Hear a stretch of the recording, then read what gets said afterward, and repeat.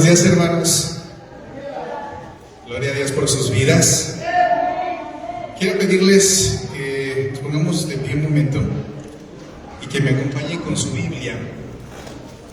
Vamos a leer un pasaje del libro de Isaías. Lleguen a Isaías 29 y vamos a leer el versículo 18 y 19. Isaías 29 y vamos a leer el versículo 18 y 19. Me dicen amén cuando lleguen. Si alguien olvidó su Biblia en los cajoncitos negros que hay alrededor de la iglesia, hay algunas, las pueden tomar, al final las regresan a su lugar, pues para que tengamos un servicio aquí todos. ¿Ya me alcanzaron? ¿Ya están ahí? Ok. En el nombre del Padre, del Hijo y del Espíritu Santo. Escuchemos estas palabras, hermano, que son palabras del profeta Isaías, que estaba anunciando lo que se iba a ver cuando el Mesías caminara entre nosotros. Eran esas profecías, y son 4 promesas que están en esta palabra de cuando el Mesías caminara entre nosotros. Y dice Isaías así: en aquel tiempo los sordos oirán las palabras del libro, y los ojos de los ciegos verán en medio de la oscuridad y de las tinieblas. Entonces los humildes crecerán en alegría en Jehová, y aún los más pobres de los hombres se gozarán en el Santo de Israel. Gloria a Dios por su palabra, hermanos. Pueden tomar asiento. La palabra del día de hoy, hermanos, le puse como título ciegos de nacimiento, y tiene que ver con este pasaje. Ahorita vamos a ver cómo se va integrando precisamente el pasaje con la palabra del día de hoy. Pero para que lo tengan presente en su mente y en su corazón, el tema es ciegos de nacimiento. En este pasaje que acabamos de leer encontramos pues la profecía del profeta Isaías, que daba a conocer 4 señales que se iban a ver alrededor de nosotros cuando el Mesías, que es Cristo, cuando Cristo caminara en medio de nosotros. Y vamos a resumirlo en 4 ideas. La primera es que los sordos oirían. Pero si se dan cuenta, no es que oirían cualquier cosa. No es que podrían poner la grabadora y un concierto de reggaetón y lo podrían escuchar. Dice, los sordos oirían las palabras del libro. ¿Qué libro? La Biblia. Los sordos oirían la palabra de Dios. Es lo que quería decir esa primera parte. La segunda es que los ojos de los ciegos verán, pero tampoco es que verán cualquier cosa. No es que se puedan prender la tele, poner una serie y pasarse el fin de semana enfrente a la televisión viendo una serie, sino que los ojos de los ciegos verán, y hay 2 condicionantes: en medio de la oscuridad y en medio de las tinieblas. Es decir, que en medio de la maldad y en medio de la oscuridad y en medio de toda la contaminación que pueda haber, verán. No sé si a ustedes les emociona, pero eso es el discernimiento. Eso es que nosotros podamos oír la voz de Dios, que podamos ver a través de los ojos de Dios. Y hay 2 más que dice, los humildes, y aquí nos acota, no es para todos, los humildes de corazón crecerán en alegría. Los humildes crecerán en alegría, pero dice en Jehová. No dice sobre Jehová, ni lejos de Jehová, dice en Jehová.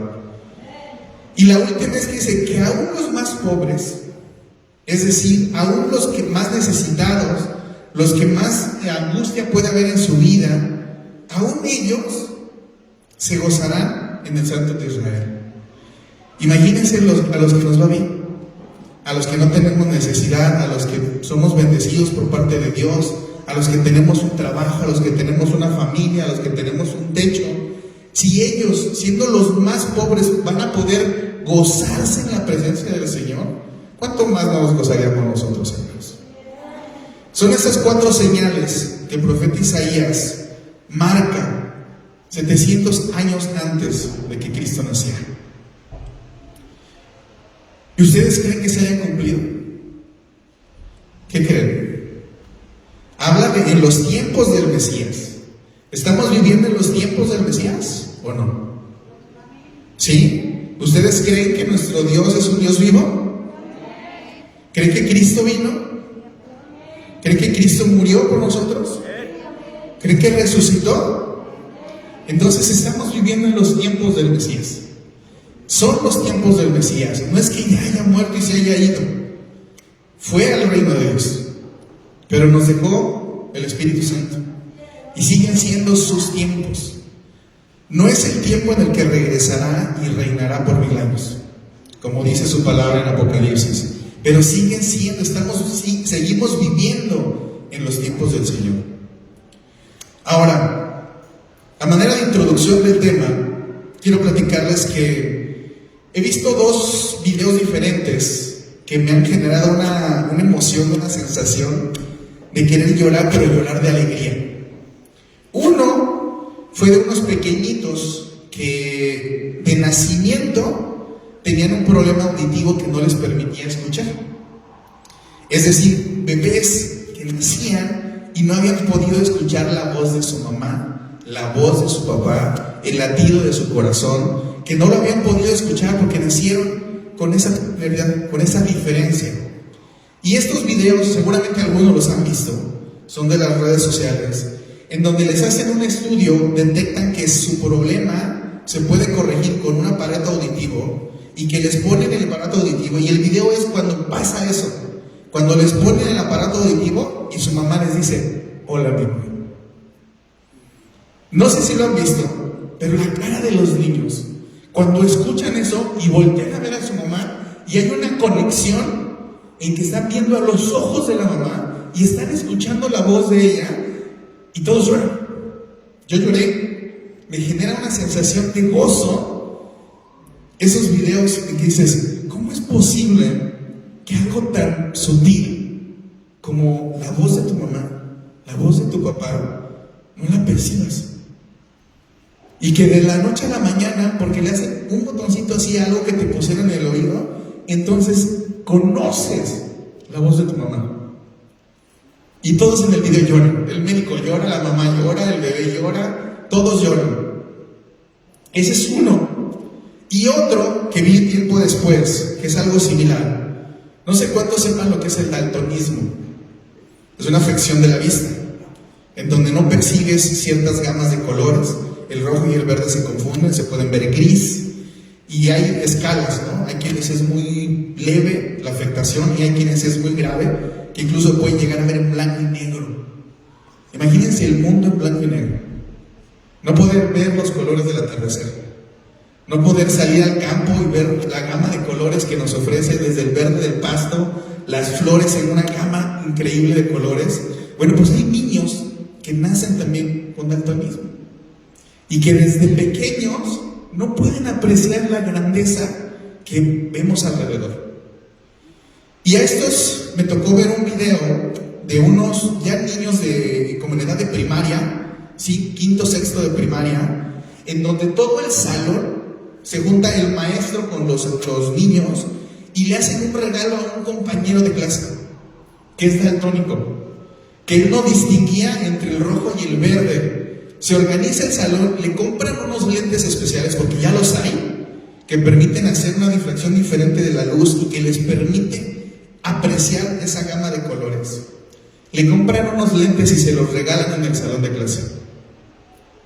El niño asombrado, ¿qué es esto? Unos lentes, se los pone, y otra vez como en el video primero, ¿no? El gesto del niño cuando dice: ¿qué es esto? Tus ojos eran cafés, ¿no? Tus cachetitos eran rojitos, ¿no? Es más, mis manos, ¿de qué color eran? Empieza a apreciar el mundo con esas sutilezas que son los colores. Y en ese video también todos lloran, ¿no? El niño se para eufórico, gritando, y empieza a ver todos lados. Se asoma por la ventana, empieza a ver sus libros. Es más, estaba descubriendo un mundo nuevo, solamente por ponerle color a las cosas que estaban alrededor de él, que a lo mejor eran tan comunes, tan triviales, ya de todos los días, porque los veía, porque iba a la escuela, porque veía el pizarrón, y el que a lo mejor el maestro pintaba la inicial roja y lo demás con negro, él lo veía igualito, ¿no? Y ahora descubrió un mundo diferente y un mundo nuevo, solamente poniéndole color a lo que estaba viendo delante de ellos. No sé si han visto esos videos, si tienen la oportunidad, búsquenlos, están en las redes sociales. Y la verdad es que me generó una sensación tan bonita y tan agradable cuando los veía, que sí daban ganas de llorar. Decir, qué bonito que puedan tener un detalle con un compañero, regalarle a sus lentes. Qué bonito, ¿no? Que ese bebé pueda escuchar, hola mi amor, e identificar la voz de su mamá y poder voltear y buscar sus ojos, ¿no? Para conectar con ella. No sé si les parezca, pero parte de lo que este pasaje nos está diciendo, enfocándonos en los ojos de los hijos verán, tiene que ver con esto que les estoy platicando. No era necesariamente que alguien fuera ciego físicamente, porque estos niños, el daltónico no era ciego, tenía una diferencia en sus ojos que no le permitían ver con claridad, que no le permitían apreciar los colores como tenían que ser, que tenía una visión distorsionada del mundo tal cual era, tan glorioso como era, tan bello como es, simplemente por un pequeño detalle físico que no le permitía verlo. Y mucho de este pasaje tiene que ver con eso. No habla precisamente de una ceguera física, sino de una ceguera espiritual. Y eso es lo que vamos a hablar el día de hoy. Quiero que me acompañen con su Biblia al Evangelio de Juan, capítulo 9, y vamos a leer del pasaje, del versículo 1 al versículo 12. Juan 9, y vamos a leer del 1 al 12. Acuérdense del tema, ciegos de nacimiento, ¿de acuerdo? Ahí me dicen amén y cuando lleguen al pasaje. Dice, al pasar Jesús vio a un hombre ciego de nacimiento. Y aquí me quiero detener un momento. Este pasaje, para darles un contexto antes de continuar, este pasaje nos habla de un milagro que representa un detalle diferente de los otros, porque vemos varias personas que no tenían vista, que la recuperan por la obra de nuestro Señor Jesucristo. Pero este hombre tenía una diferencia: él nunca había visto el mundo. Desde nacimiento él no veía. No era como los demás, que a lo mejor apreciamos el mundo, en algún momento vimos los colores, en algún momento conocimos el rostro de nuestros papás y por un accidente o una enfermedad se perdía la vista. Esas personas es más fácil que retomen su vida, porque ya saben lo que es un escalón, porque ya saben lo que es una bajada, porque ya saben lo que es un mueble, porque ya saben la altura de su mamá, de su papá, de su casa. Pero alguien que no ha visto nunca, nació en la oscuridad. Nació en medio de tinieblas. No había forma de que pudieran dimensionar espacios, distancias, colores, porque nunca los habían apreciado. No había forma. Y estamos hablando de esta enfermedad que viene de nacimiento. Curiosamente, si ustedes se acuerdan que hay evangelios sinópticos, que son los 4 primeros libros del Nuevo Testamento, se les llama sinópticos porque en ellos encontramos prácticamente los mismos pasajes, las mismas historias, como contadas desde la perspectiva del apóstol que las está relatando. Por eso son sinópticos, porque podemos leer la historia en Marcos y después en Mateo, y un detalle que no tiene Marcos sí lo tiene Mateo, y entonces completa la historia y podemos ver el escenario más completo. Bueno, una peculiaridad de este pasaje es que nada más está en Juan. No lo encontramos ni en Marcos ni en Mateo. Bueno, no lo encontramos en los 3 libros sinópticos que podemos complementar. Y curiosamente es amplio. viene bien detallado y cuenta la historia con mucho detalle de lo que va pasando en este caso con esta persona y con este individuo en específico, con esta persona que es ciego de nacimiento. Nos muestra el proceso de su sanidad y las implicaciones de que su fe madure de esta persona. Nos muestra las luchas que él va a tener que enfrentar después de su sanidad, después de que el Señor le da la bendición de poder abrir sus ojos y poder contemplar el mundo. Nos lo muestra en este pasaje. Y bien nosotros, hermanos, y esa sería la intención, que nosotros nos busquemos en este pasaje. Que lo que leamos de esta persona, de ese ciego, que nosotros le pongamos nuestro nombre. Que nosotros busquemos identificarnos con esa persona que nació ciego. Que desde que nació con una condición que no le permite apreciar el mundo de la manera correcta, o al menos no como los ojos de Dios lo ven. Porque no sé si sepan, pero una de las características de nuestra naturaleza caída justamente es una ceguera espiritual. Y es, ojo con lo que estoy diciendo, una característica de nuestra naturaleza caída es que venimos a este mundo con una ceguera espiritual. No vemos el mundo de la misma manera que Dios lo ve. No vemos el mundo solamente desde el corazón de Dios, porque ahora Él nos ha dado discernimiento y nos ha dado razón y nos ha dado libre albedrío y nos ha dado orgullo y nos ha dado tantas emociones con las cuales ahora le ponemos cristales enfrente a nuestros ojos para intentar ver y conocer el mundo e intentar entender el mundo. Y muchas veces eso es lo que el Señor quiere hacer con nosotros, quitarnos todos los obstáculos que nosotros mismos le ponemos a nuestra visión, para que podamos entender y ver el mundo como Dios la ve. Bueno, con ese antecedente vamos a continuar leyendo el pasaje del 1 al 12. Dice: al pasar Jesús vio a un hombre ciego de nacimiento y le preguntaron sus discípulos, los 12 que venían con él caminando, le dijeron: Rabí, maestro, ¿quién pecó, este o sus padres, para que haya nacido ciego? Imagínense la escena.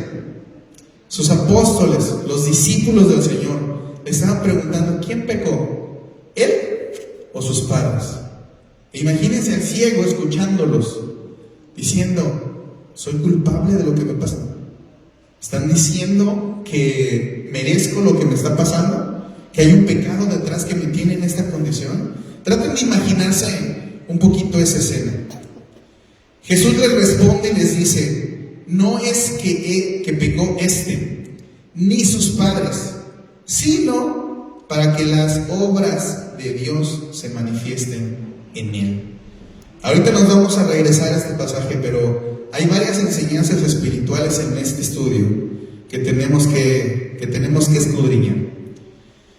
Jesús les dice: me es necesario hacer las obras del que me envió.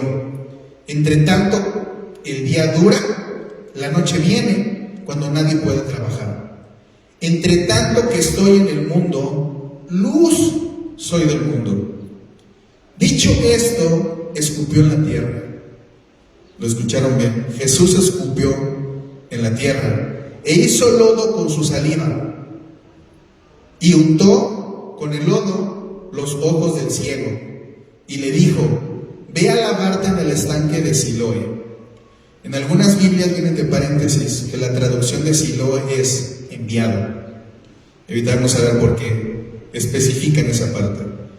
Fue entonces y se lavó y regresó viendo. Y entonces los vecinos y los que antes le habían visto que era ciego, es decir, los que le conocían en su condición, decían: ¿no es este el que se sentaba y mendigaba?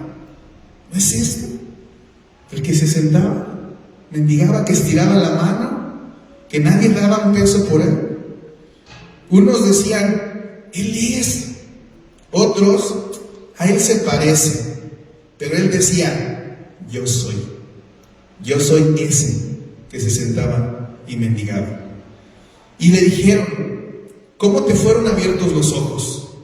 Respondió él y les dijo: aquel hombre que se llama Jesús hizo lodo, me untó los ojos y me dijo: ve a Siloé y lávate. Y fui y me lavé y recibí la vista. Entonces dijeron: ¿dónde está él? Él dijo: no sé. No vio para dónde se fue. Vamos a desmenuzar este pasaje para entender cuáles son esas enseñanzas espirituales que el Señor quiere transmitirnos a través de esta palabra y por qué permitió que este hecho se diera de esta manera. Algo que es importante en el versículo 2, entre el versículo 1 y el 2, vemos dos verdades. Era ciego de nacimiento y los discípulos le preguntan: ¿quién pecó? Vamos a empezar por esta parte. Si nosotros nos vamos históricamente al contexto de lo que estaba sucediendo en ese momento, los ciegos, para la cultura de los judíos, eran consideradas personas impuras. Así como cuando la mujer estaba en sus días, un ciego toda su vida se la pasaba siendo impuro. Y la razón por la que se le daba esta condición era porque su condición no le permitía estudiar la Torah. No le permitía leer la palabra del Señor. No se lo permitía. Y entonces era considerado impuro. Era considerado despreciado en su sociedad. Eran consideradas personas a las cuales Dios había castigado. En ese entonces, cuando alguien nacía con un defecto físico, lo primero que pensaban era: es un castigo de Dios. Algo hizo, o algo hicieron en su casa, o algo hizo su familia. Hay un pecado encubierto, hay un pecado no entregado, hay algo de lo que no se han arrepentido, están pagando algo que viene y es un castigo divino. Ese era el pensamiento del pueblo judío en ese entonces. Se lo atribuían a un castigo divino. Entonces, cuando vieron a esta persona, los discípulos, los que se iban a quedar a cuidar esta tierra, los que se iban a cuidar a sanar a las personas, de entrada, no sé si lo perciben, pero estaban diciendo: lo que está pasando se lo merece. Ellos estaban diciendo: se lo merece porque hay un pecado escondido. Es más, no sé si recuerdan el pasaje de Job, cuando él empieza a tener esos padecimientos, que llegan sus amigos, en vez de ayudarlo, darle ánimos, bendecirlo, lo empezaron a echar en tierra. Bueno, ¿y tú? ¿Ya arrepiéntete de tus pecados? ¿Qué hiciste? Y empezaron a echarle en cara que había un pecado que estaba escondiendo Job. Nosotros sabemos la historia, pero Job no había pecado. Dios estaba permitiendo que pasara por ciertas pruebas, porque quería poner en su lugar primeramente al tentador, para que viera que sobre la tierra había por lo menos una persona que le iba a ser fiel, y también le quería probar la valentía y el corazón que Job tenía. Pongan eso en contexto. Estos discípulos vivían en esa cultura. Estos discípulos conocían la historia de Job. Ellos vivían en esa cultura en la que decían: pues es un castigo divino. En vez de que los veamos diciendo: Señor, sánalo, Señor, ten misericordia de él, Señor, en vez de buscar una sanidad, un milagro, desearle el bien, lo que estaban diciendo es: se lo merece. ¿Y quién pecó? Busquemos el culpable en vez de querer sanarlo. O sea, busquemos el culpable. ¿Quién pecó? ¿Pecó él o pecaron sus padres? Era lo que estaba pasando en ese momento. Por lo tanto, una persona invidente era alguien rechazado por la sociedad, incluso rechazado por sus propias familias, ya que en su condición, y más él que no había conocido el mundo, se volvió una carga. Había que estar con él, llevarlo para todos lados, darle de comer. No podía ser autosuficiente, se volvía alguien completamente necesitado de los demás, de su familia, de su comunidad.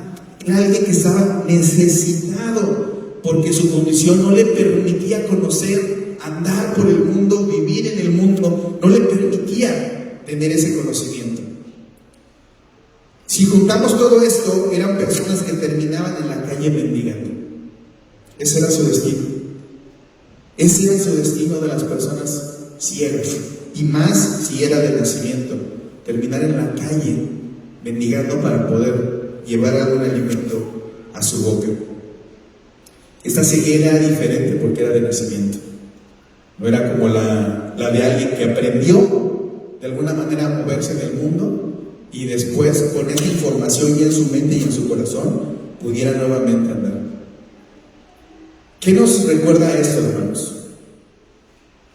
Asociarlo con nuestra naturaleza caída, nuestra ceguera espiritual con la que nosotros venimos a este mundo. Estamos incapacitados para poder vivir en este mundo tratando de hacerlo de la manera en que Dios quisiera, porque nosotros hemos nacido con una ceguera espiritual.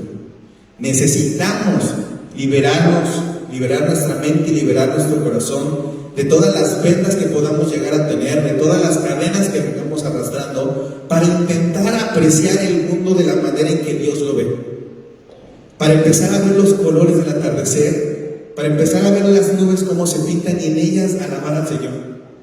Poder decir: Señor, tu palabra dice que los cielos cuentan la gloria de tu mano, y que nosotros podamos ver a la gloria de Dios en esos detalles sutiles, como el niño que no conocía la voz de su mamá, o como el niño que no podía ver de qué color eran los ojos de su papá.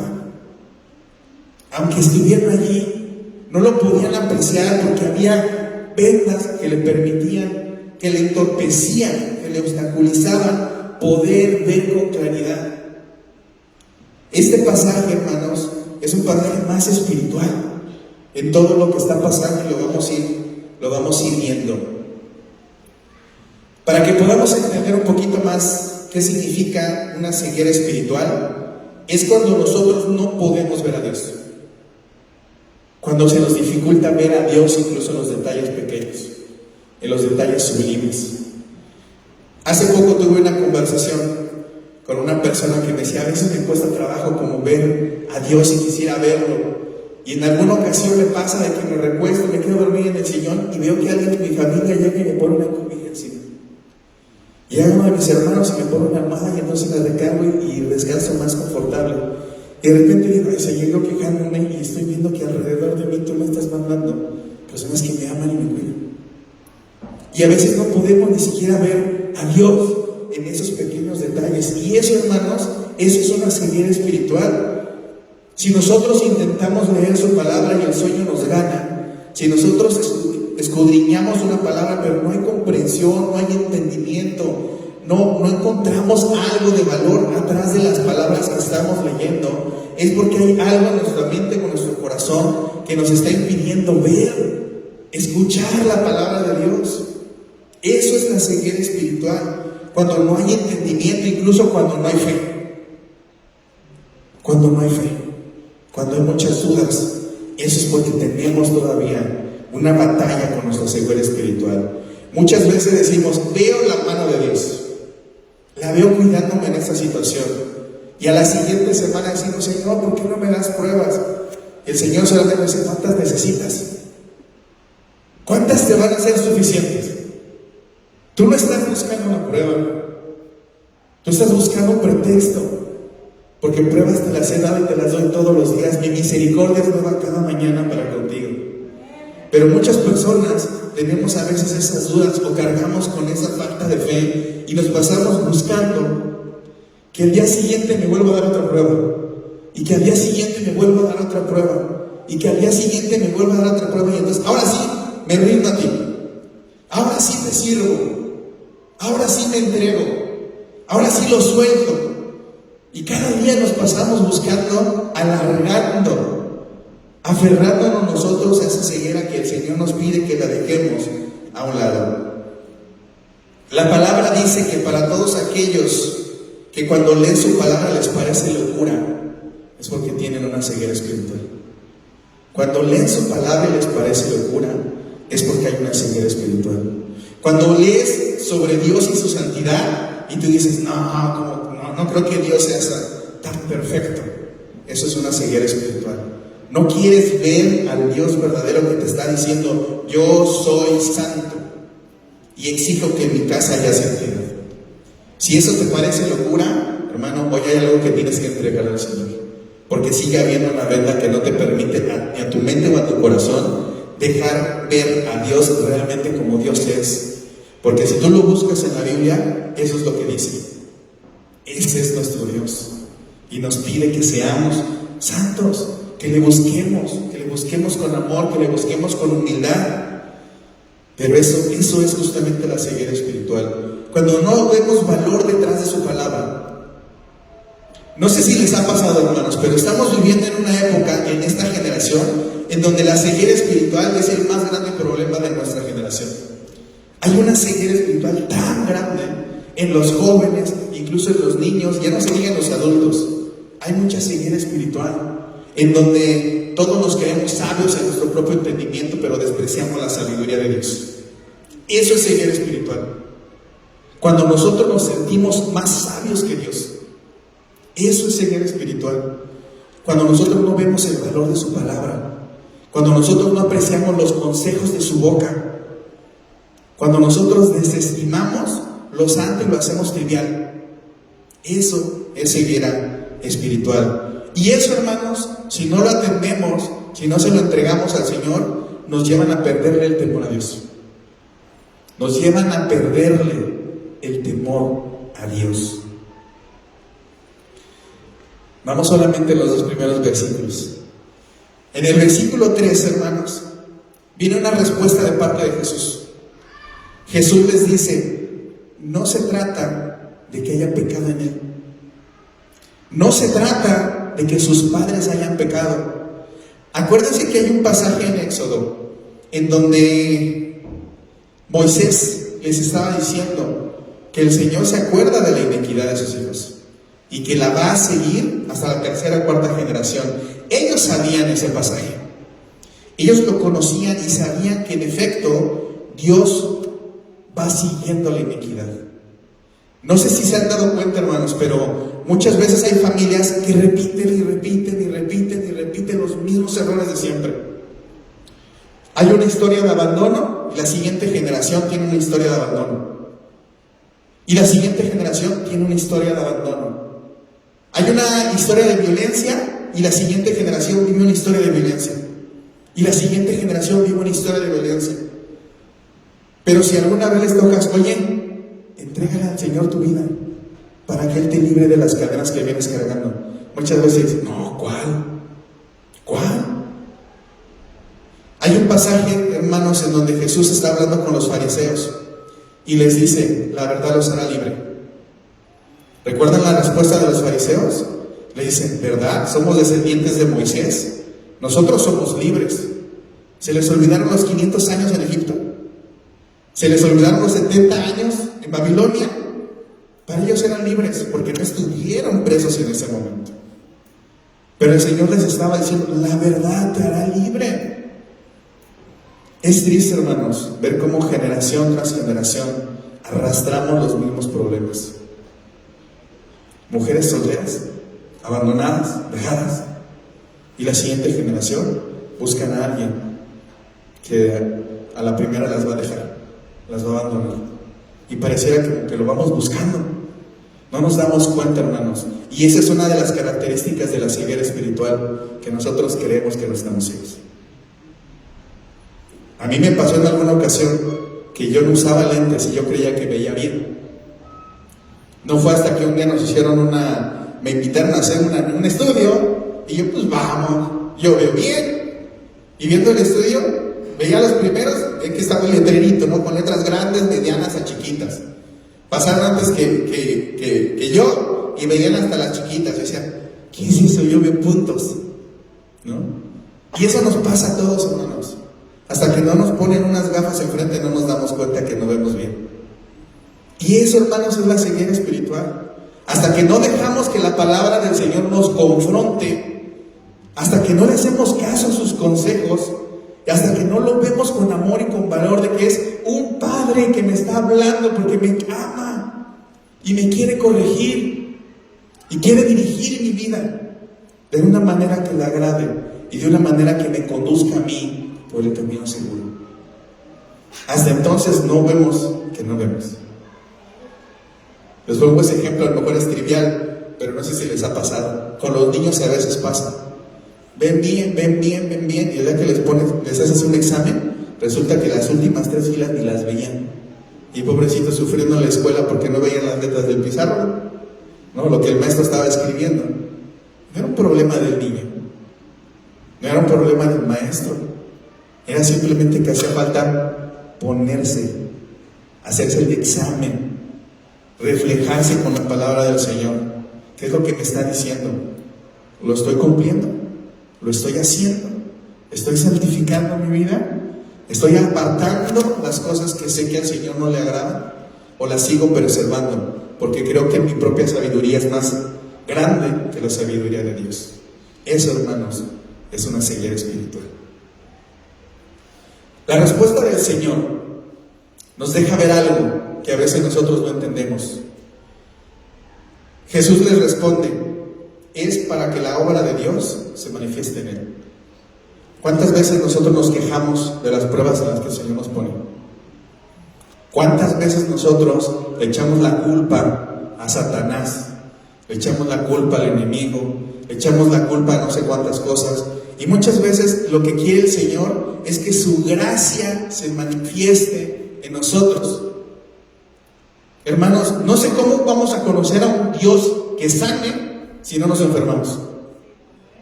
Hermanos, no sé cómo vamos a conocer a un Dios que responda a las oraciones si no oramos. No sé cómo vamos a conocer a un Dios que restaure el alma, que restaure el corazón, si no nos arrodillamos y lo clamamos. Y muchas veces tenemos 2 caminos: o lo hacemos porque lo amamos y queremos llegar a Él y lo estamos buscando de corazón, o el Señor nos pone una prueba que hace que doblemos rodillas. Y aún en medio de esa prueba, la palabra del Señor dice: porque en medio de tu debilidad, ¿qué? Mi gracia abunda. En medio de la debilidad es donde se manifiesta la gracia del Señor. Y en donde hay tinieblas, sobreabunda su gracia. Es ahí, hermanos, donde podemos ver la gracia de Dios. Pero tenemos 2 alternativas: ¿lo buscamos o esperamos que el Señor nos haga doblar rodillas?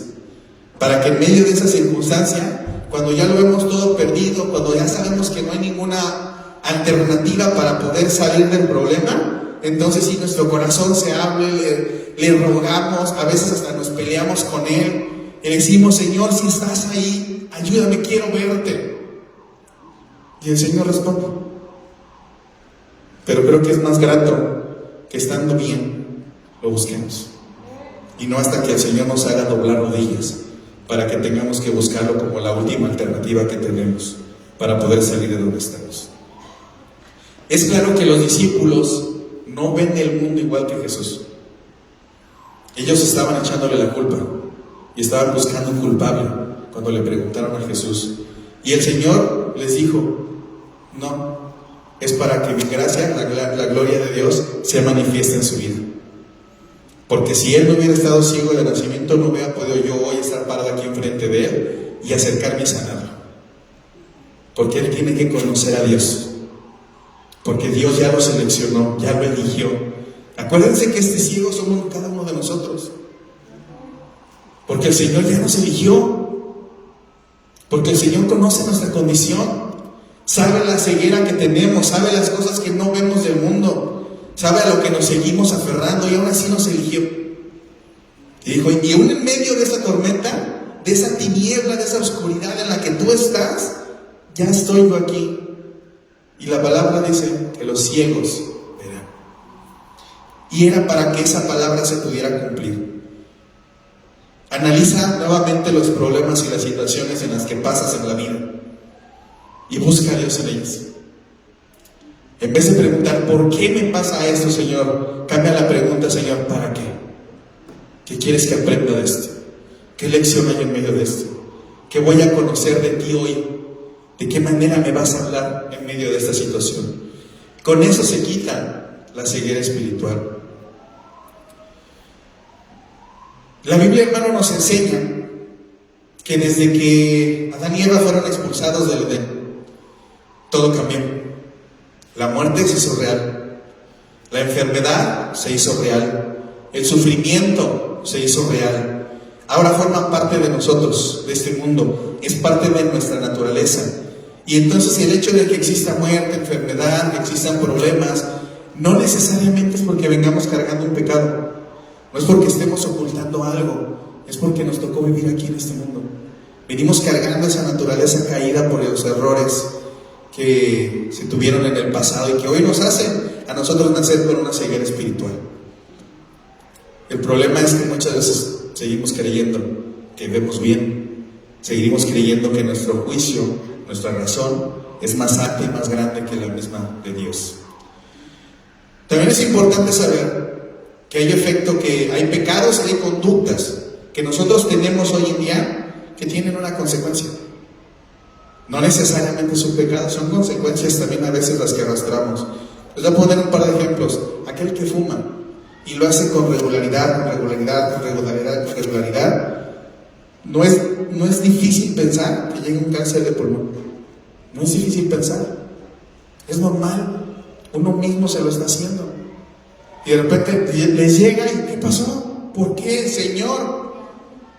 Es una consecuencia de las decisiones que tú has tomado día a día. Aquel que toma todos los días, aquel que no deja el alcohol.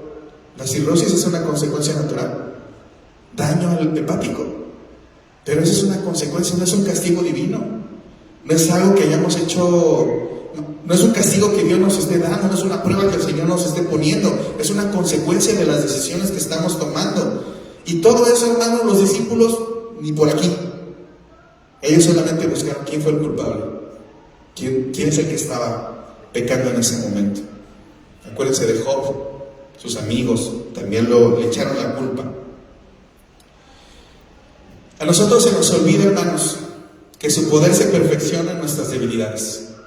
Y esa es la palabra que nosotros tenemos que grabar en nuestro corazón. Su poder se perfecciona en mis debilidades. Cuando yo me hago consciente de mis debilidades y se las entrego, es cuando empiezo a ver el poder de Dios obrando en mi vida. No antes. Porque si no me hago consciente, soy el niño que nunca se ha puesto unos lentes y cree que ve bien. Pero no es hasta que me pongo los lentes de Dios que digo, chin, la verdad es que sí soy débil en esto. Señor, en esto resbalo facilito. Aún no me libero de esto, Señor. Me genera miedo, me genera vergüenza. A lo mejor me da paz a mi corazón, pero sé que a ti no te agrada. Hasta que no nos hacemos conscientes, no podemos dejar que la grandeza de Dios se perfeccione en nuestras debilidades si no las hacemos conscientes. Él, hermanos, puede usar cualquier circunstancia para que su nombre sea glorificado. Cualquier circunstancia. Hay una parte en la Biblia que dice que si nosotros no salimos y predicamos el Evangelio, las piedras lo van a hacer. Él puede usar hasta las piedras para que su nombre sea glorificado.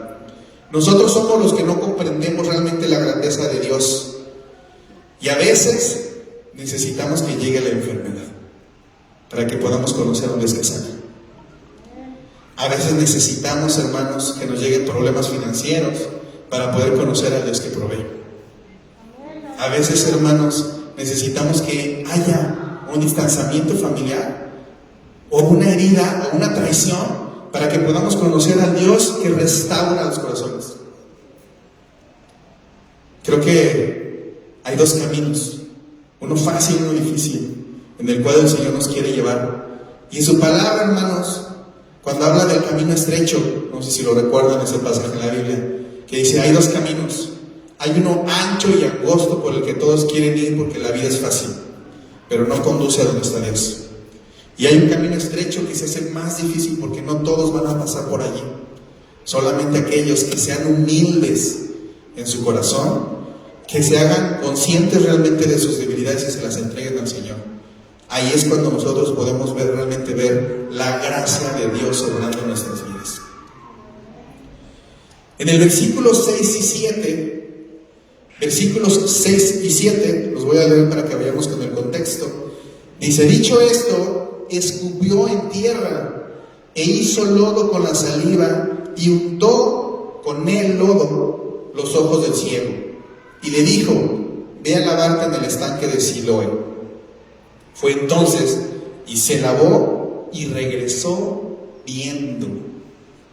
Estos dos pasajes nos hablan de la sanidad. Cómo el Señor obró para poder sanar a esta persona, para poder abrir sus ojos nuevamente y que él pudiera apreciar el mundo.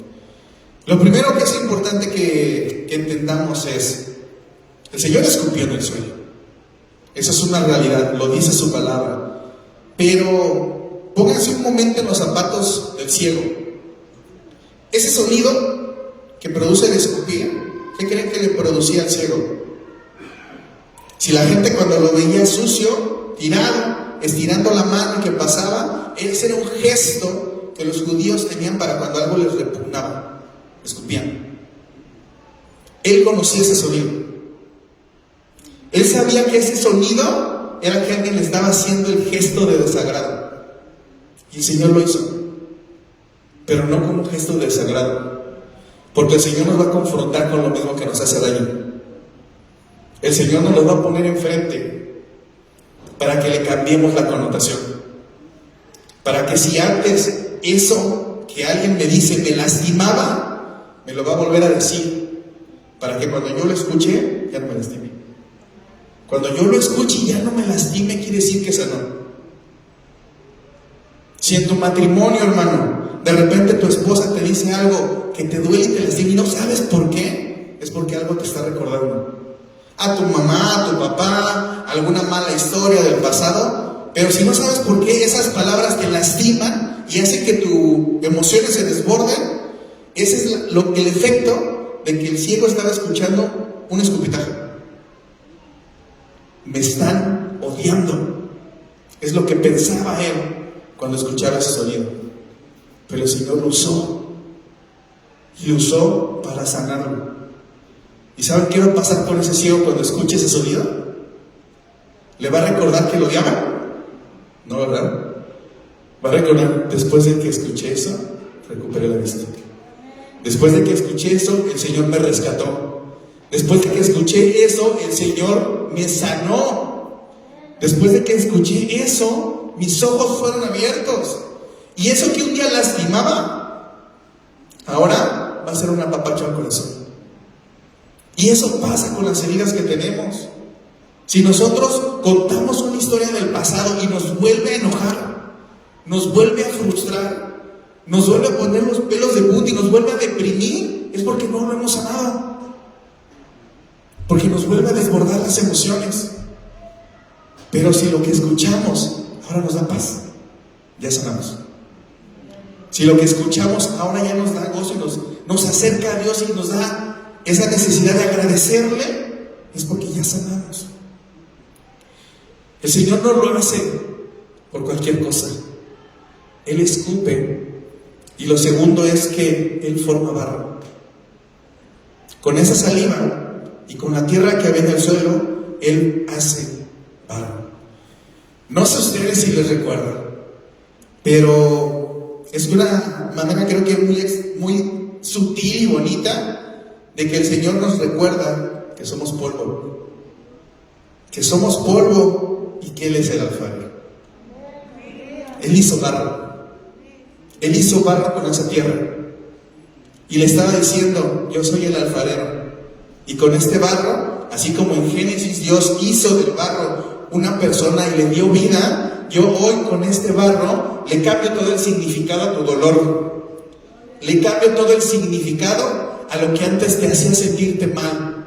Porque hoy con este barro y en mis manos, siendo yo el alfarero, te voy a regresar la vista. Te voy a hacer una persona nueva. Hermano, por eso era importante que fuera alguien ciego de nacimiento. Porque alguien que vio y después perdió la vista y la recupera algo de su pasado. Algo que en algún momento ya había visto. Algo que en algún momento ya había apreciado.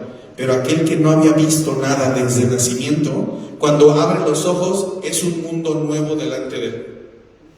Y esa es la promesa que el Señor nos da a nosotros. Que cuando nosotros le entregamos nuestra vida, cuando nosotros dejamos que Él sea el alfarero, cuando dejamos que Él sea el que nos sane, Cuando le entregamos todo a Él nos hace nuevos. Él nos hace nuevos. A lo mejor al principio nos va a doler, porque ese primer sonido, cuando escuchamos, nos va a recordar el pasado, nos va a recordar la herida, nos va a recordar el dolor, pero Él sabe hacerlo de una manera tan sutil que ahora eso se va a convertir en gozo. Ahora eso, escúchenlo, ahora eso que nos hacía daño se convierte en gozo, se convierte en alegría.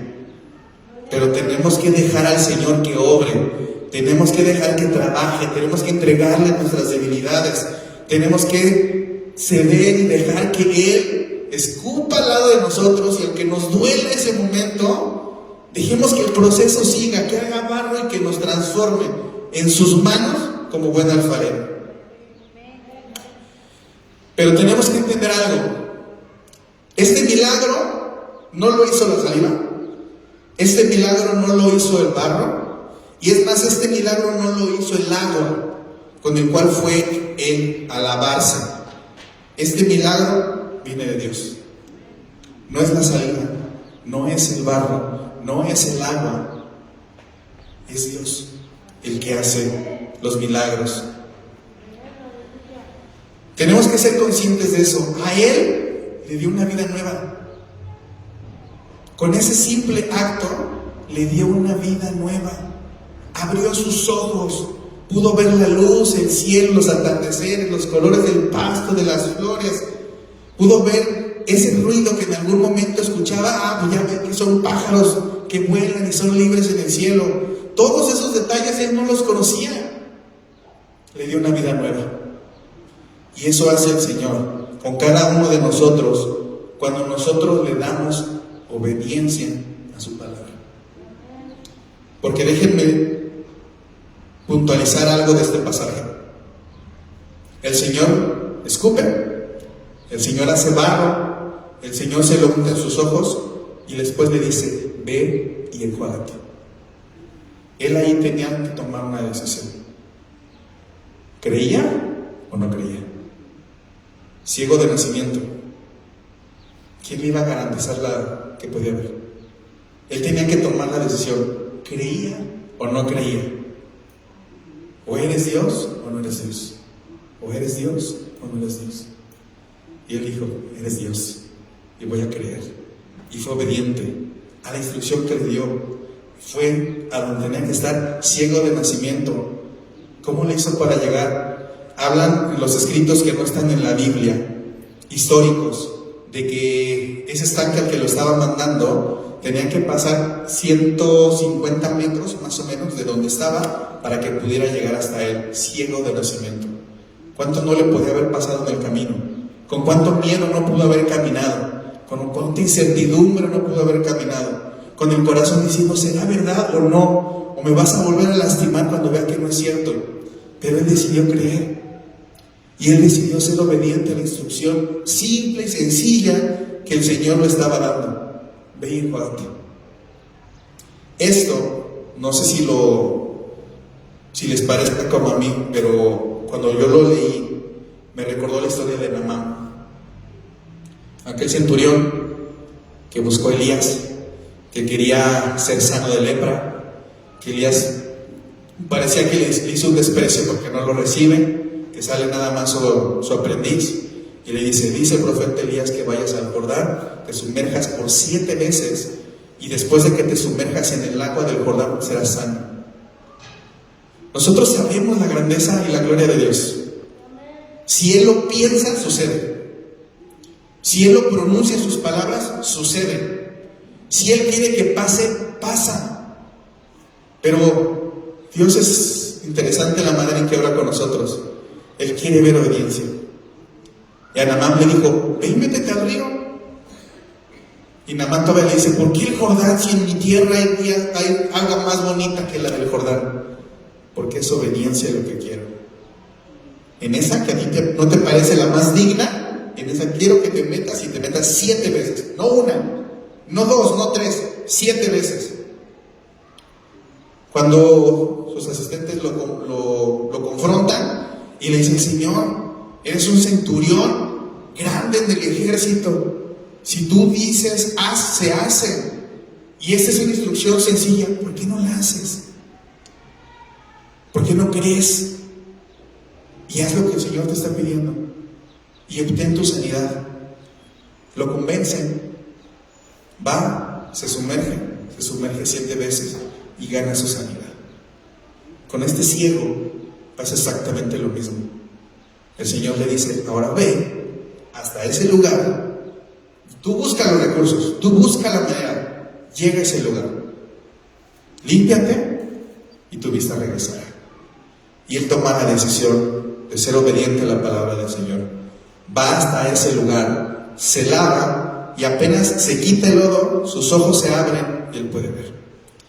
Recibe el milagro de la vista que el Señor le estaba prometiendo. Hace el cumplimiento de la profecía de Isaías, en el que dice que los ciegos verán en medio de la tiniebla, verán en medio de la oscuridad, verán a la gloria de Dios, no a las cosas de este mundo, la gloria de Dios. Esa es la promesa, que veremos la gloria de Dios aún en medio de las tinieblas, que podremos conocerlo en medio de la oscuridad, que podremos saber quién es Él, sin importar la circunstancia en la que estemos. Podremos conocerlo a Él, podremos oírlo y podremos verlo. Y en el versículo 8 y 9 dice lo siguiente: entonces los vecinos, acuérdense que tenemos que vernos nosotros en ese ciego. Entonces los vecinos y los que antes le habían visto que era ciego, los que conocían su condición, le decían, ¿no es este el que se sentaba y mendigaba? Unos decían, él es. Tenían claridad de que lo habían visto. Otros, como que se parece. Pero él decía, yo soy. Y me lo imagino con gozo en su corazón decir, sí, claro, yo soy. ¿Quién de nosotros, si mendigara en la esquina, diría, yo soy el mendigo de la esquina? Creo que en su sano juicio nadie, ¿verdad? Diría, yo soy el mendigo de la esquina que estaba ahí parando la mano. ¿Quién lo diría? Porque nos avergonzaría. Pero él ya supo que ese escupitajo que escuchó ya no es odio, es amor. Él supo que ese barro que se puso en las manos del alfarero y lo rescató, ya supo que él abrió sus ojos y que ahora ve. Y ese pasado no le avergüenza, porque ahora se forma parte de su testimonio, porque ahora gracias a eso conoce a Dios, porque ahora gracias a eso ve la grandeza de su Dios, del Dios que sigue y que ahora va a honrar. Y vamos a ver por qué digo que ahora lo va a honrar. Ahora Dios quiere hacer lo mismo con nosotros, hermanos. Él todo el tiempo está presto a que nosotros le clamemos y le digamos, Señor, abre mis ojos espirituales. Quiero ver este mundo como tú lo ves. Quiero conocerte. Quiero verte. Quiero oírte. Quiero que tu palabra me haga sentido y que mi sabiduría no sea más alta que la tuya. Quítame esas vendas, Señor. Yo quiero seguirte. Quiero oír tu palabra y quiero verte en mi vida. No sé ustedes, pero regresándome a los videos de los niños que les digo al principio, acuérdense del rostro de esos niños cuando escucharon por primera vez la voz de su mamá. No sé si los han visto, pero se les pone una cara, la sonrisa de oreja a oreja y sus ojos ansiosos buscando el origen de la voz, ¿no? ¿Dónde está mi mamá? Y cuando conectaban sus ojos, el niño se gozaba. Yo creo que este ciego, su rostro le cambió igual cuando él pudo ver, cuando él pudo abrir sus ojos y ver la naturaleza, ese atardecer, ver lo que era la luz, conocer en dónde vivía. Su rostro debe haber estado así, de oreja a oreja, la sonrisa. Y por eso algunos decían, si será, si ahí lo veían triste y mendigando, y ahorita anda gozoso, con la sonrisa de oreja a oreja. Algunos decían, no, pues sí es. Y otros con dudas, pues se parece, pero ahora ya está contento, se parece. Ya no es el mismo de antes. Pero él resolvió toda duda. Sí soy. Sí soy el que estaba allá. Pero el Señor me rescató. Sí soy el que estaba allí. Pero el Señor me dio la vista. Sí soy el que estaba allí. Pero acabo de conocer a Dios. Y el fruto de mi obediencia lo acabo de conocer. Sí soy. Ese pasado nunca más te va a volver a avergonzarme. Si alguna vez lo has sentido, es porque hay algo de ceguera espiritual. Porque el Señor te da la oportunidad de hacerte nuevo, completamente nuevo, de cambiar el significado de ese escupitajo, de un rechazo y de un odio, a un te amo y quiero estar contigo, quiero sanarte, quiero abrir tus ojos espirituales. Eso es lo que hace el Señor. Este hombre, este ciego que ahora recuperó la vista, tuvo una transformación en su fe. Primeramente, no sé si les ha pasado, la gente cercana, sus vecinos, seguramente fue hacia su casa a decirles, vean, ya veo. Y los que estaban alrededor decían, ¿y este? Y le trató de recordar su pasado. Tú estabas ahí triste, tú estabas ahí mendigando. La gente cercana son los primeros que nos van a recordar al antiguo yo. Son los primeros que nos van a decir, ¿en qué momento? Si tú robabas, si tú tomabas, ¿no? Si tú eras infiel, ¿en qué momento cambiaste? Son los primeros, hermanos, que nos van a echar la cara que el Señor, que estamos locos, que el Señor no existe, ¿no? Que eso es obra de nuestra imaginación. Pero hermanos, no tenemos que dejar que eso pase. Tenemos que darle la gloria a Dios en todo tiempo y en todo lugar. Este hombre tuvo un proceso y una evolución en su fe. Si leemos nosotros el versículo 11, les pido que me acompañen con su Biblia. El versículo 11 dice,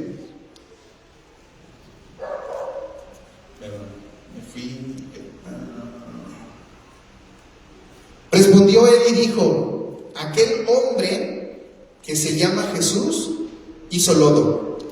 ¿Cómo identificaba a Jesús? Como aquel hombre, ¿no? ¿Le llamaba a Dios? No, ¿verdad? Fue su primer encuentro con él. Le dijo, es un hombre. A lo mejor sabio, bueno, santo, milagroso, pero es un hombre. En el versículo 17, ¿cómo lo llama? Como profeta. Los fariseos estaban preguntando, porque él salió a comunicarle a todo el mundo el milagro que había hecho el Señor en él. Y le decían, ¿qué pasó? ¿Cómo te abrieron los ojos? Fue Jesús, hizo esto. ¿Y tú cómo lo identificas? ¿Quién es? Y entonces él ya dice, es el profeta. Es un profeta. Es un hombre de Dios. Porque esta clase de prodigios, esta clase de milagros, no lo hace alguien que no conozca a Dios. Él es un profeta. Y un poquito más adelante, en el versículo del 35 al 38, él acepta que Jesús era el Hijo de Dios. Ese es su proceso de la maduración de su fe. Este ciego que conoció por primeramente a Dios, al principio no supo tampoco apreciar la grandeza de Dios. Él dijo, pues es un hombre que me hizo bien, un buen samaritano. Pero conociendo más de Dios, dijo, él es un profeta. Porque lo que hace, no lo hace cualquiera. Y no lo hace nadie que no venga de Dios. Es, o debe, por lo menos, ser un profeta. Y entre el versículo 35 al 38, él se vuelve a encontrar con Jesús. Y Jesús se presenta ante él. Se presenta ante él. Y le dice, ¿has escuchado del Hijo de Dios? ¿Has escuchado de él? Y el ciego le dice, sí, preséntamelo, lo quiero conocer. Es el que ves.